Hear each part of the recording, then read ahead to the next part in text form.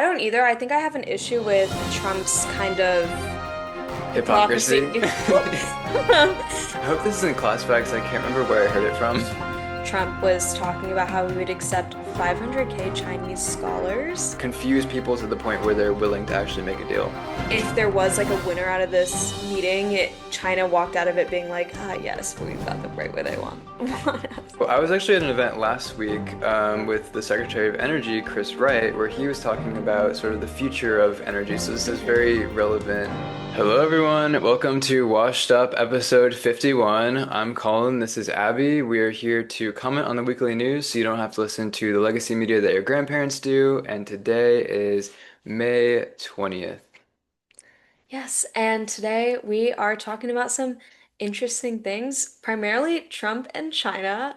We'll get into that, but we want to quickly touch base on some other stuff. We talked about the California debates last week in our episode. Colin, you want to get into that? Yeah, so there's some primary election results that are coming out now. And like Abby said, we talked about California's primary, which is happening in June, and some of their candidates. So go watch our last episode if you're interested in that. But last night, Thomas Massie of Kentucky, and he's a representative for the 4th district there, lost his primary election. And basically, it's kind of a big deal because Massie had won for, I think, 14 years he's been serving in that district. And had vocally gone against Trump on some big key issues that we've also talked about in the past, such as Epstein and the Iran war. And so it's very interesting to just see how this like very traditionally Republican, solidly Republican candidate fell pretty hard because of an endorsement by Trump of his opponent. We saw something similar like that happen in Louisiana, where Senator Bill Cassidy just lost his primary election and is going to there's going to be a runoff election to see who his Republican replacement could be. And we'll keep you guys updated on that. Like we said, California is really important to us personally, but I think also just in the US in general, it's like one of the biggest economies, not just in the US, but also in the world. Another big economy in the world that rivals the US is China. Yeah, great And question.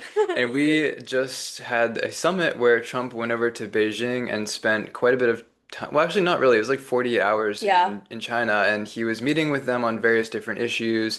It had been scheduled for April, but then they punted it to May. What were some of the topics that they discussed as far as you saw? I think the most important one and the one that everyone has been talking about has definitely been AI. And I've been hearing like this comparison of like an AI Cold War, talking about it between the US and China in terms of, China's comparable to the US and being a global powerhouse as well, and how this kind of race to technology is something that holds a lot of power in global economics. So I think that definitely is like the number one topic that people have been talking about, and I think what people should be most focused on. Yeah, totally. I've also similarly heard the AI issue described in like arms race terms of Hmm. like the US is going all in on basing its economy off of the expansion of that sector. And everyone by now knows all the big players in that game with like Anthropic and Google and OpenAI and there's a lot of that is driving the narrative and the conversation about where the US is heading economically at the moment. And so we see ourselves as in a competition not only with those companies to see who's going to be the top sort of AI, but then also we're competing against China and they have their own model that they've been developing and training. And as everyone knows, you have to train your AI model so that it, as a large language model, it can continue to, I guess, produce like more accurate feedback and information. And what has that led to in terms of the data center situation? Lots of them, for sure. I've said this in past episodes, but I think that the uses of data centers and AI is going to lead us to the nuclear energy revolution, which I think Colin and I are very passionate about, that we'll definitely touch on as well. Obviously, AI has a lot of power within global economics and holding holding a lot of power there. Trump's interactions in general in Beijing, there was like kind of interestingly like a lot of friendly behavior, Hmm. which could mean a lot of different things. I think for China, it could mean like that they feel at the same level or at the same in this race that we're talking about right now. At least that's what I've heard. Like I think The Guardian had said something like that about like them being equated to equal like military powers and global technological powers, which is like where all of this conversation stems from too. Totally. Washington Post, same exact thing, where they were commenting very much on the optics of it, and they were Mhm. saying like not a lot came out of it substantively in terms of coming to conclusions or agreements on these major issues such as AI, Taiwan, trade, but instead it kind of positioned China or on the global stage made them seem like they are number one rival, which is kind of a step up from where they've been historically, like as far as the 1970s, when they were heavily communist ruled and yeah, they weren't really like technologically on our level, militarily on our level. But then they went through this sort of liberalization in some ways while still maintaining the authoritarian kind of social, cultural angle that they have. And now their current leader, Xi Jinping, has sort of continued to do that, where they develop their economy in ways that is a little bit more open, a little bit more amenable to like trade and new technology while maintaining a strict, rigid social order. hmm And also like kind of going back to their, I guess, like race and expansion for data centers and race and AI too. I also thought it was really interesting how Trump was talking about how we would accept 500K Chinese scholars. Um, I think the optics of that as well that people are concerned about is more of like I think the security aspects of that is what I've been hearing like commentators talk about. What are your thoughts on that? Trump, in all of the stuff that he does when it comes to tariffs and stuff, is he's trying to bring manufacturing back to the US Right. because he has this protectionist approach toward trade where he thinks that we've been screwed over, all the trade has gone abroad, all of the jobs have gone abroad, and he wants to bring the jobs back, bring the factories back to the US. So then to open up to having a bunch of people, scholars studying in our universities, potentially learning the information that we have, taking job opportunities, taking spots at those universities that could go to Americans, as some would argue, um, that's a little bit flying in the face of his entire protectionist approach when it comes to things like trade. It doesn't make a lot of sense within his own kind of internal um, logic, you could say, of how the world should work, but I don't personally have that much of an issue with like the collaboration of it all. Like Oh, I don't either. I think I have an issue with Trump's kind of hypocrisy. hypocrisy. Yeah, Yeah. like I feel like he's really hard on restrictions in terms of like international collaboration and all of a sudden he's like, yeah, like I want 500,000 Chinese scholars to come over here, yada yada yada, but like you're only saying that because it's benefiting you in that moment because you want to keep track of like these advancements that they're making. Um, he wants them on US soil, but at the end of the day, like it could also go backwards on what advancements we're making in the US by like people and stuff like that in terms of security issues. I think that's what a lot of people are arguing. I don't necessarily like subscribe to that, but I think there is like a valid argument in his hypocrisy of it all. Right. I mean, when he's using it as sort of a bargaining chip in this summit that they're holding as a conversation topic of maybe like he's giving them that concession in a way.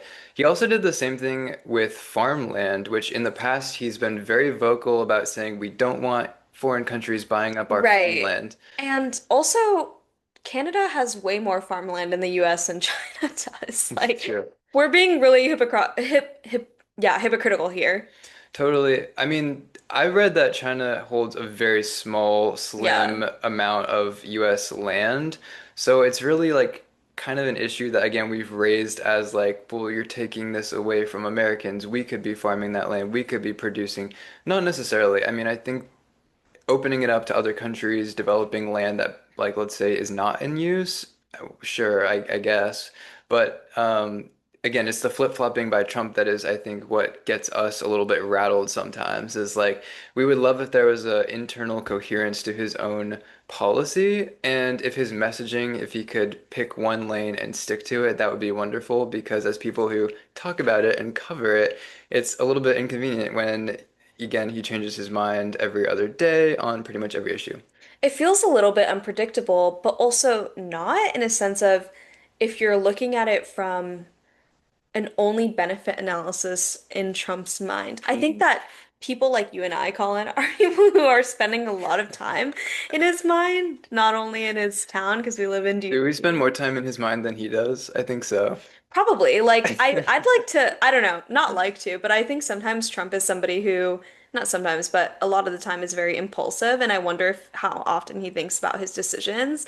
For us, like we're like analyzing his every thought and his every process, and we're like, why did you do this if this completely goes against what you just said about like Venezuela, for example? Or like, why are you making this decision if in hindsight your policy was to be non-interventionist?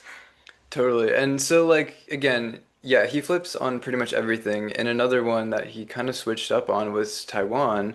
In the past, we've had a policy as the US of strategic ambiguity around Hmm. Taiwan. So Taiwan is an island off of the coast of China. It's pretty large in terms of population, like 22 million people. They produce a lot of semiconductors, so they're very relevant in terms of trade and tech.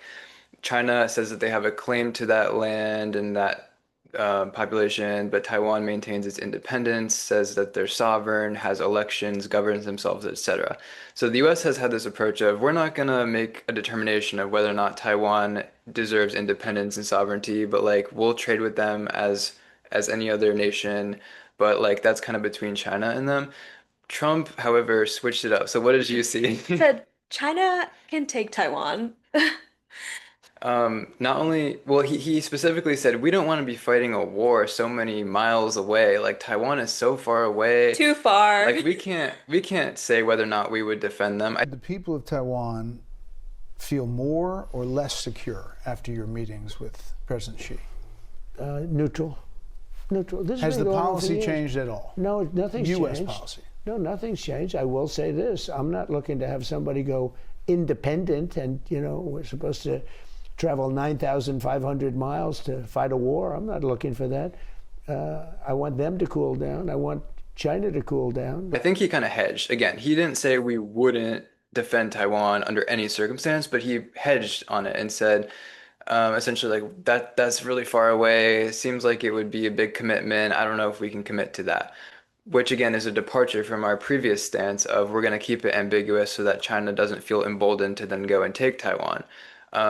But even what Trump did there with the rhetorical switch up could have potential implications. I don't know that China is necessarily like itching to invade Taiwan right now, but it's funny that we said we don't want to be fighting a war so far away when, again, Trump is notorious now for starting wars with Iran, which is Yeah. ongoing, and Venezuela. Yeah, it's really interesting because I think some people are looking at this and they're like, oh, it's because Trump doesn't want to get into this big power war. But like you said, you could arguably say that he's been doing that a lot of his presidency. And he'll also talk about like how many wars he stopped. But like we have said many a times, who started those? I mean, it's funny because this actually could be a war that he could actually proactively stop without having to do very much. Because we've, as the country, the US sells a lot of arms to Taiwan so that they're prepared to defend themselves in an event of a Chinese invasion. And so not only does that help us economically, we were about to sell them arms, and then as soon as Trump got back from this summit, he essentially called off that deal. So you're waiting on approving billions of dollars of weapons for Taiwan. That's right. Is that I'm moving holding forward? it. Well, I haven't approved it yet. We're going to see what happens. What are you I looking may for? do it. I may not. But not only does that help us economically, that we've sold them arms, but we're helping them to build up their deterrence again so that China isn't emboldened to just sweep on through Taiwan because they could take it very quickly. It's an island that's pretty close off of their coast, and it wouldn't be that hard for them. to do. And historically, our ambiguity on it has kind of been the deterrent. And so Trump switching it could have real implications now, but we'll have to kind of Yeah, see. I think it's interesting. People have been saying like, oh, he's pushing this ambiguity further, but in my head, it's like he's straight up is saying like, I don't know if we're gonna defend Taiwan or not. I almost think that's not really vague and more like a, oh, we'll let China have this one, but So it kind of harkens back to President Nixon, who I think had this similar approach also with China, but just in general, I think it was like the madman approach, where right. he wanted to come across as they can't ever guess my next move, and we see this with Trump on every country he interacts with, in every situation, He loves to keep people guessing. especially with the Iran war. I mean. I feel like we're at the point where we don't even really try to guess anymore. We assume whenever he says he's going to eliminate the civilization that he's bluffing. We hope that he's bluffing. But again, I think it's his position that he doesn't want you to be able to know. He Hmm. tries to leverage that. He always says this is the last offer. We'll never, like, this is it. And then he hedges again. And so. Yeah, that I think we should just accept this approach. He's taking the Nixonian stance of if I behave like a madman, then I can do whatever I want and confuse people to the point where they're willing to actually make a deal. Well, I think from China's perspective too, this meeting has given them like a lot of, not to make it like really simple, but like validation and that they're a world power and that there's still this race and that the US is willing to be friendly with them, if that makes sense. Like, you know what I'm saying? Like, I Yeah. think that if there was like a winner out of this meeting, China walked out of it being like, ah, yes, we got them right where they want us. So Trump was actually calling it the G2 summit, which Yeah. is an allusion to the G7, which are sort of like the most powerful nations that all get together from time to time and have a summit. So calling it the G2 is really, again, elevating them to that role of our main strategic rival, like you said. And then Trump was again being very conciliatory toward China in a way that is surprising. I think a lot of people expected, based off of the way he behaved in his first term, that he would be a hawk when it comes to China, and less so a hawk when it comes to places like the Middle East. But boy, oh boy, have we seen the opposite. Yeah, and I mean, I don't really enjoy that Trump was being so lenient on the authoritarianism of it all. So, You're right. I mean, China's known to have civil rights, human rights issues and abuses, and their government can essentially do whatever it wants, and they have a mass surveillance state where they can deprive their citizens of rights. And as Americans, we should all find that abhorrent and also be very careful that our government is potentially cozying up to that as potentially a harbinger of what that could mean they want to do here. And, we see them in league with big tech and the ways that they want to expand the security national apparatuses in the US. And so I do find it troublesome that we give China any credibility in that lane because of what it could portend for our own country. and it also is because of what it can present to like the global economic state and like other countries and what is happening within collaboration internationally as well. Like I think there's definitely concern in that too. Although we can leverage this relationship with China in some positive ways too. So I don't want it to just be like doom and gloom. Right. They might be able to help us out actually with Iran because they have some inroads with Iran where we obviously do not. We are still at war with Iran. We are now, I don't even know, 2.5 months into that war.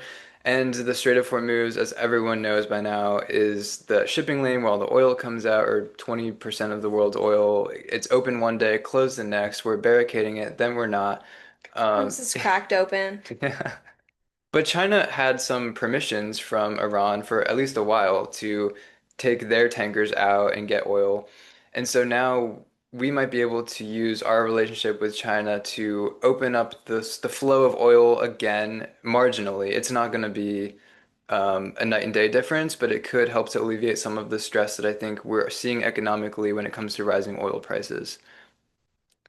Yeah, I think that that is the most troublesome in terms of like affordability aspects with the rising oil prices. Again, I don't think it's the most sustainable form of energy either. We can Oh yeah, bring it let's back go back to to energy for a little nuclear bit. energy. I think here on Washed Up, we're always talking about nuclear energy. I'm a big advocate for it.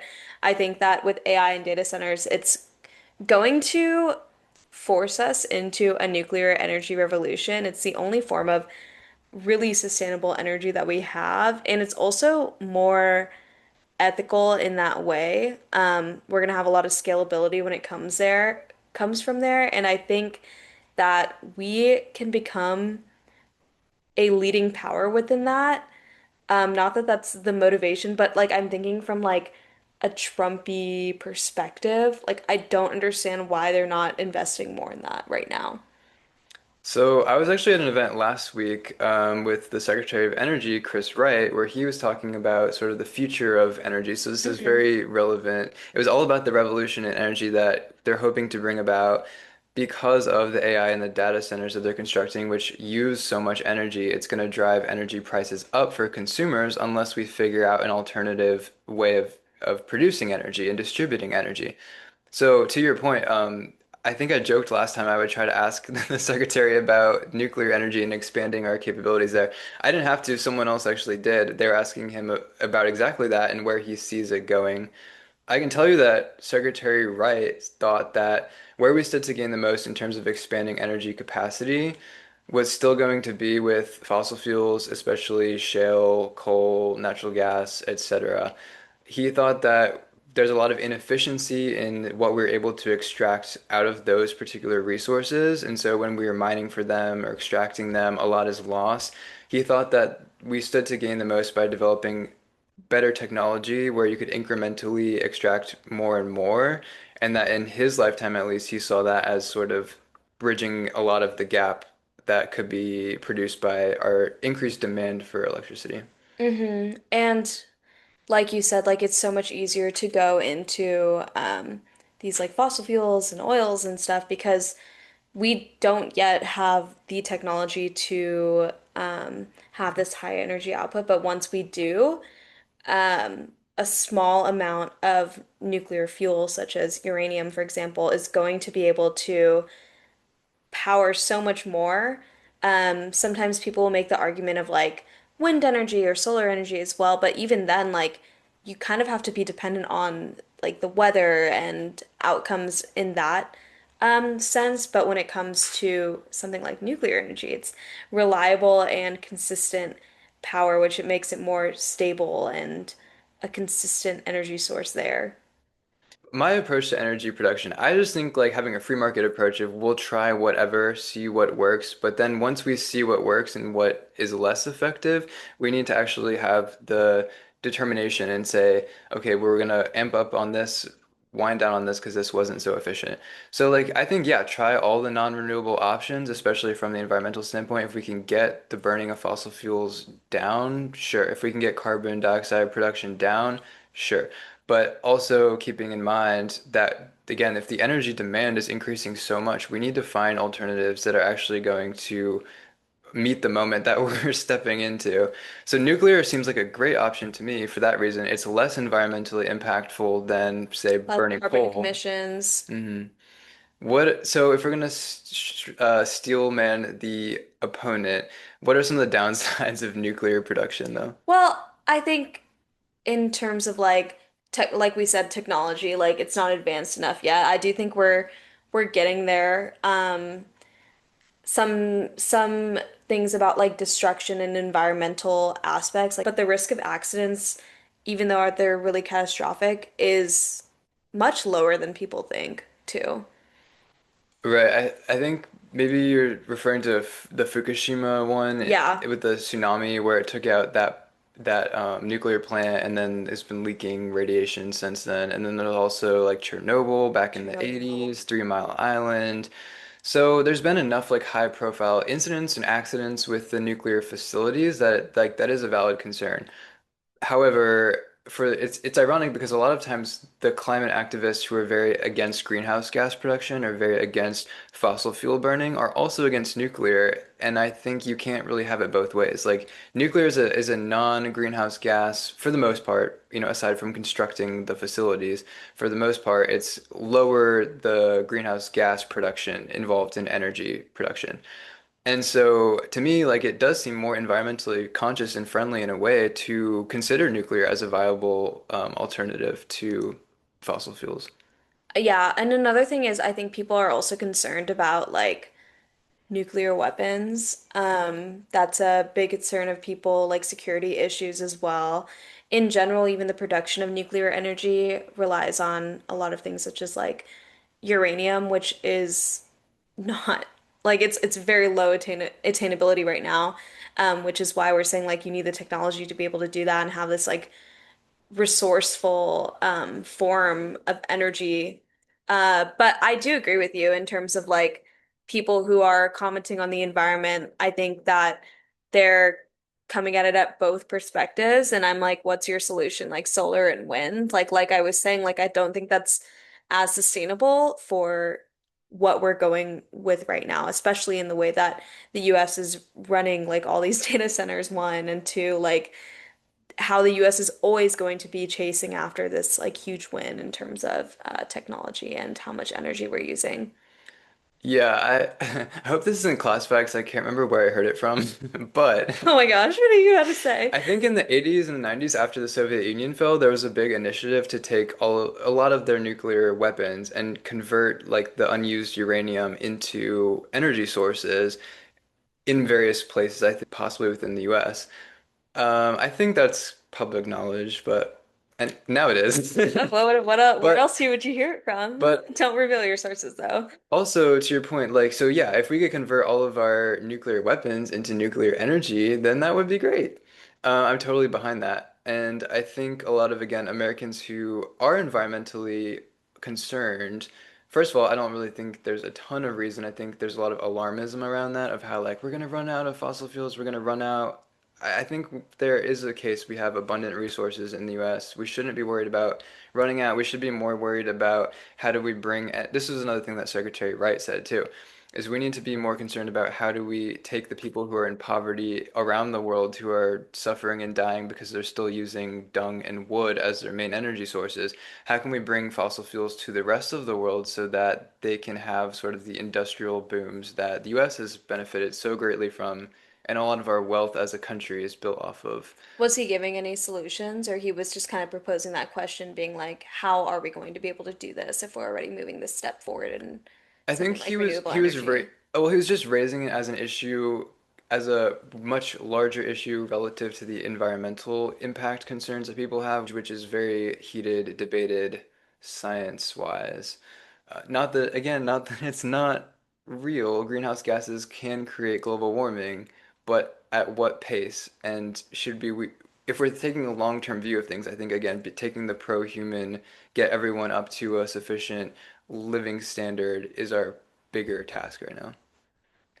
Yeah, I think that our climate issues and global warming, like it's definitely a long term, and I'll say like it's definitely a collective issue, but there are other issues to care about right now that's like it's like a second versus a year. Do you know what I'm saying? Like Mhm. I think that all of these issues are something that we should all work on as a collective, but sometimes we as a collective need to focus on these smaller impact issues first because those are the ones that are truly impacting our neighbors the most.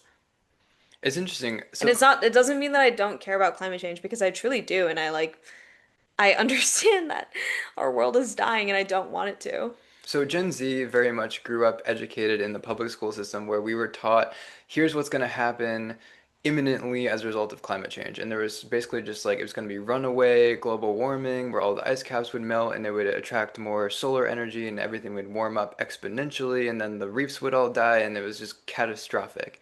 I think again, things have shifted a little bit where we're like, yes, climate change is real, but it's also a naturally occurring phenomenon as well as human made. It happens over a longer time span. I don't think we need to be like, it's not like our top pressing issue right this second.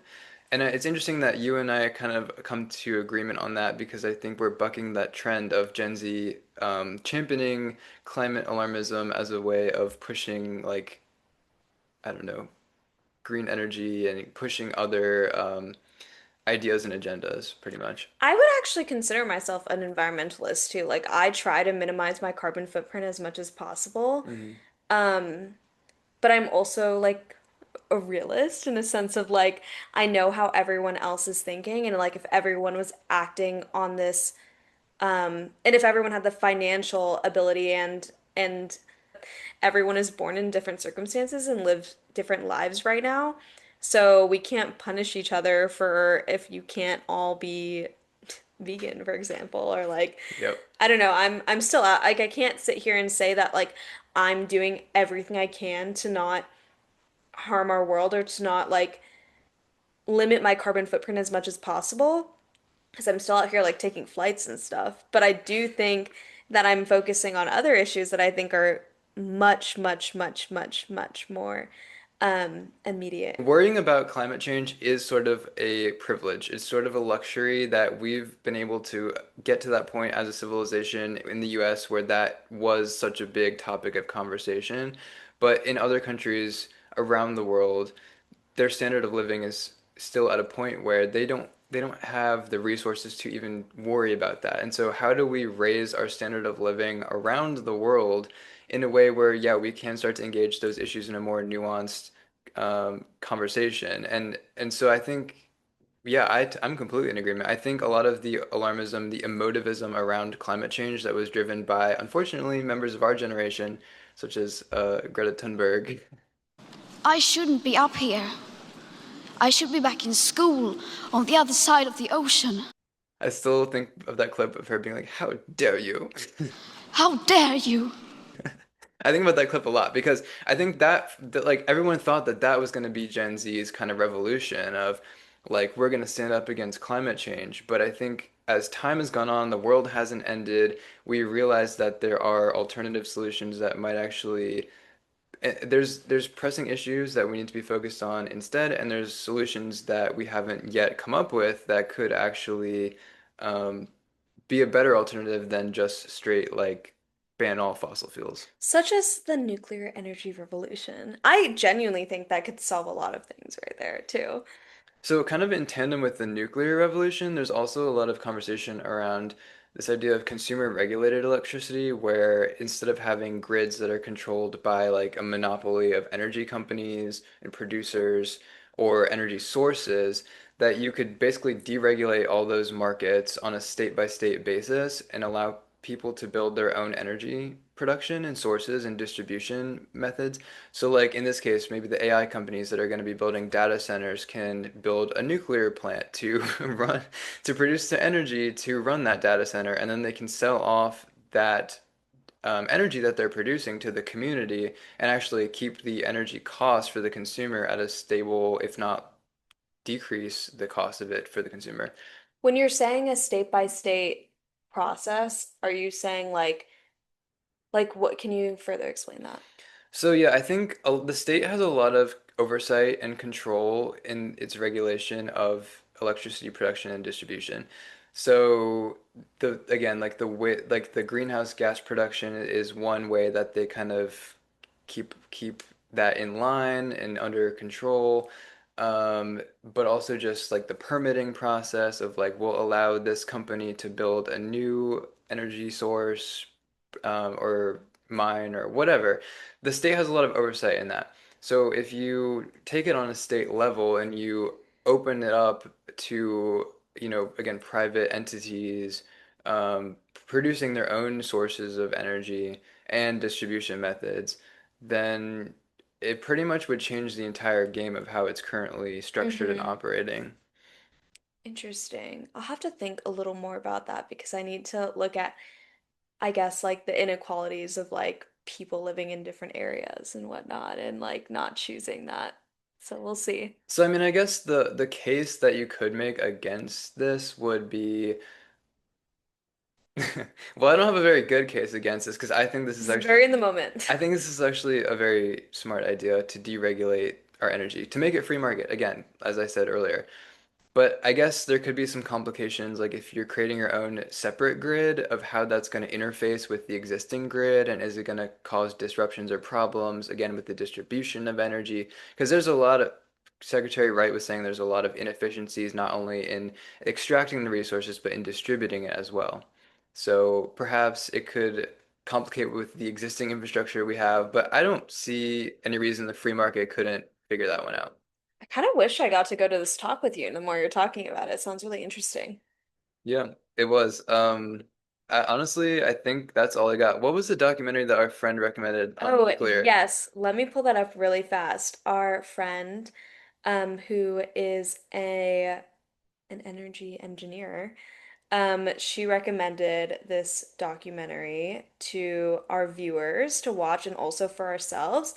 It is called Nuclear Now documentary by Oliver Stone.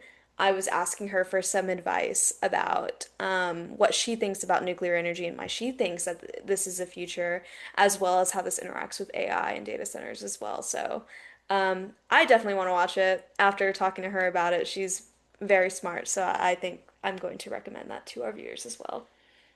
And something we didn't really go into too much depth on, but maybe save for a future episode is our thoughts on AI. And again, if this energy demand is increasing because of AI, I mean, we should be giving serious thought to, is it worth it? Like, if we're going to be basing our entire economy going forward on the rise of AI, which it seems the US has made that strategic bet.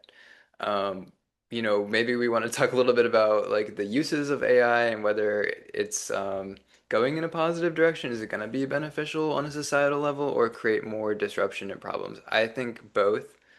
I think It's a push and pull on both. I think once you open that can of worms, it's unable to be closed. It's like a Pandora's box situation, and there's definitely been such technological advances because of AI. Like people are able to learn things on their own, teach themselves things, pe advancements in medicine and, like I said, technology. But there's also like why can't fourth graders like write an essay or like I don't know if fourth grade's too young. I've been out of school for too long, it feels like. But you know what I'm saying? Like there's just this like it's a push and pull of both.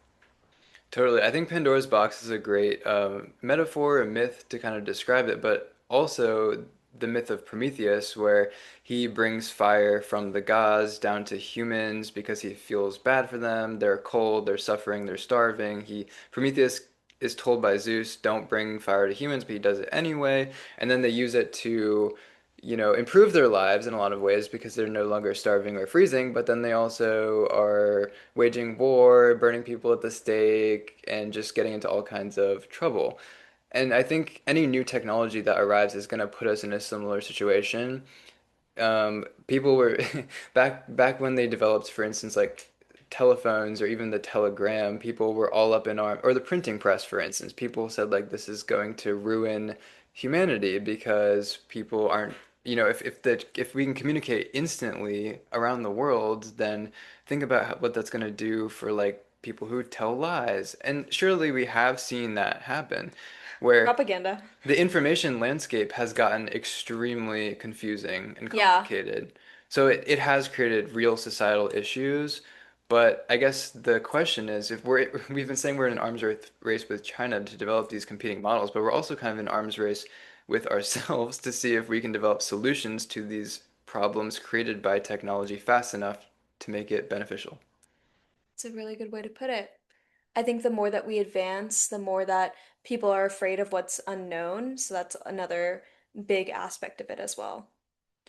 The best case that I've heard made for AI is that we've already adopted it in so many ways we don't realize. Like if you're using spell check or you're using like Grammarly. yeah, I'm a big Grammarly girl back in college. that's a form of AI. And the more integrated aspects of it you don't even recognize, but we have been using it for quite a while. It's a matter of these new large language models that you have to train up on existing material that's what's been causing the energy demand to rise so much. And that's, I think, what people are most concerned about when it comes to like people consulting it and then dying by suicide, and it's creating other complications that need to be addressed thoughtfully. Mhm. I feel like we could do a whole episode on AI. Oh, absolutely. And we possibly will. But for now, I think that this is a good wrap-up point for Yeah. us. Okay. Episode 51 in the books. Wow. On the second half of 100. Just like Venezuela, Trump's been saying it might be the 51st state. So, Yeah, guys, if you want anything for us to cover, washedupweekly@gmail.com. and also check out Abby's channel. She has started a kind of personal essay channel. Oh yeah, I did do that. We collabed with it. We'll see how long I keep up with it. It just when you're not feeling inspired, it's fun to try new things. So, anyways, that's enough self-promotion. Our advisor would probably hate us right now. Anyways, okay. Washed What's up out. about